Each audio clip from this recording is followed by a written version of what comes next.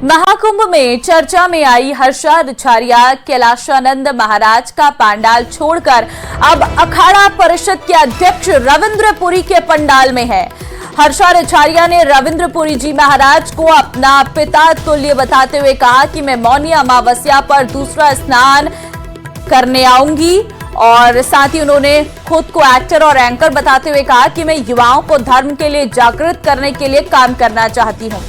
तो हर्षा रिछारिया, बीते दिनों आपने बहुत सारी वीडियोस हर्षा की देखी होंगी। कई लोगों ने हर्षा को साध्वी की श्रेणी में ला दिया, जिस पर हर्षा की तरफ से कहा गया कि वो कोई साध्वी नहीं है, बल्कि वो यहाँ पर धर्म को के प्रति युवाओं को जागरूक करने के लिए पहुंची हुई है। हर्षा रिछारिया जी हैं। हर्षा जी, आमतौर पर तो हम अगर बात करें तो जो चर्चा परिचर्चा हो रही है वो सुंदर होने की, किसी के आंख के सुंदर होने की, आपके बालों की चर्चा हो रही है कि इतने जल्दी कैसे ऐसे बाल हो गए।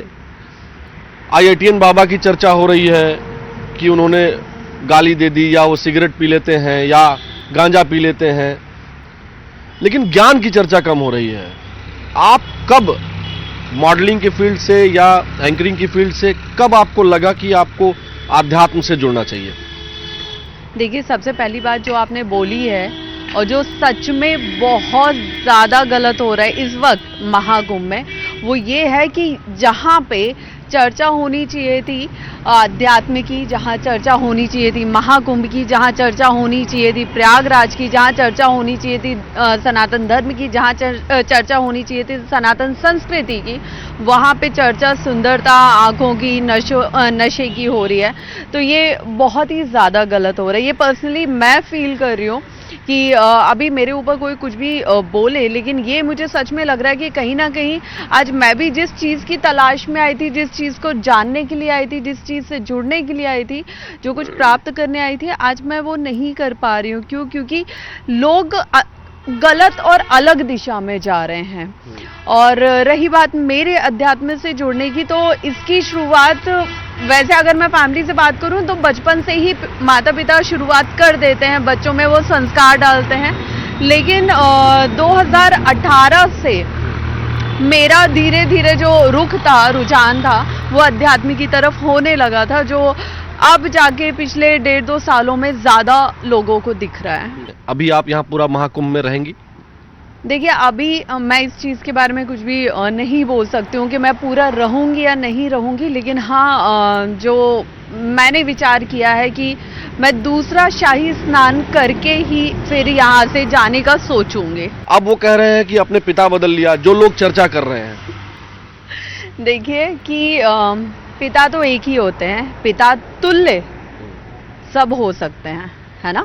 तो जो रविंद्रपुरी जी महाराज जी हैं, वो मेरे पिता तुल्य हैं।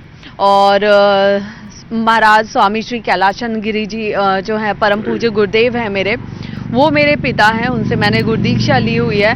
और आज मुझे लगता है कि जो भी आशीर्वाद मुझे प्राप्त हो रहा है एक पॉजिटिव वे में, वो मुझे उन्हीं के मार्गदर्शन में, उन्हीं के सानिध्य में प्राप्त हो रहा है।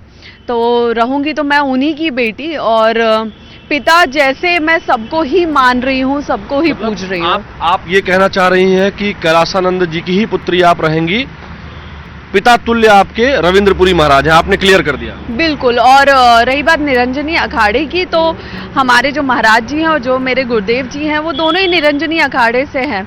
मैं ऐसा तो है नहीं कि दूसरे किसी अखाड़े में जाके बोल रही हूँ कि पिता तुल्य है कुछ भी। तो निरंजनी अखाड़े की ही मैं बेटी हूँ, और पिता एक हैं, पिता तुल्य सब हैं। अच्छा, यहाँ से महाकुंभ के बाद जब आप जाएंगी तो वापस से मॉडलिंग में जाएंगी या फिर अध्यात्म की तरफ पूरी तरीके से आप चली जाएंगी? देखिए, मॉडलिंग तो ये कुछ न्यूज़ चैनल ने, कुछ मीडिया ने ये जैसे मुझे साध्वी का गलत टैग दिया गया, वैसे ही मुझे मॉडल का एक गलत टैग कुछ चैनल ने दिया है। क्योंकि मैंने, आप देखेंगे, मैंने स्टार्टिंग से ही बोला कि मैं एक्टर और एंकर हूँ, मैंने कहीं भी नहीं बोला कि मैं मॉडल हूँ, ठीक है।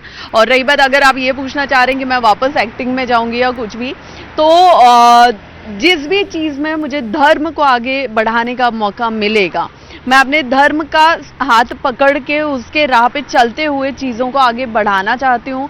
मैं समाज में जो मेरे तरह युवा हैं उनको मैं धर्म की ओर उनका रुख करना चाहती हूँ और धर्म के प्रति उनमें जागरूकता लाना चाहती हूँ।